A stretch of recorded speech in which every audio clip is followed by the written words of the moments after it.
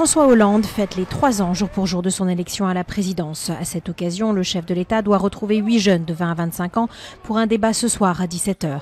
Un exercice qu'il réitère quelques semaines après sa rencontre avec des lycéens le 19 avril sur le plateau de Canal+. C'est donc la carte jeunesse au cœur de sa campagne de 2012 qu'il entend jouer à nouveau aujourd'hui. Malgré son rétro-pédalage sur un éventuel fichage, Robert Ménard est entendu par la police de Montpellier sur le décompte des élèves musulmans dans sa commune. Le maire de Béziers, élu avec le soutien du FN, avait indiqué au cours d'une émission télé connaître le pourcentage d'élèves de confession musulmane grâce à leur prénom, provoquant ainsi le scandale. Si le fichage ethnique est illégal en France, l'utilisation de statistiques ethniques reste floue et continue de diviser chercheurs, élus et associations.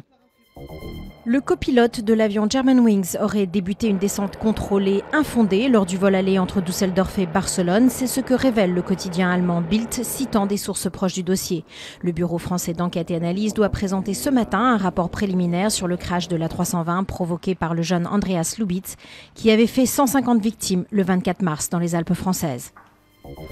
Dernier jour de campagne chez nos voisins britanniques pour des élections qui s'annoncent comme les plus serrées en 41 ans. Au coude à coude dans les sondages et en l'absence de majorité absolue au Parlement au lendemain du 7 mai, le conservateur David Cameron et son rival travailliste Ed Miliband devraient alors nouer des alliances avec les petites formations politiques pour former un gouvernement. C'est pour éviter un tel scénario que les deux candidats sillonnaient aujourd'hui encore le pays afin de rallier les indécis.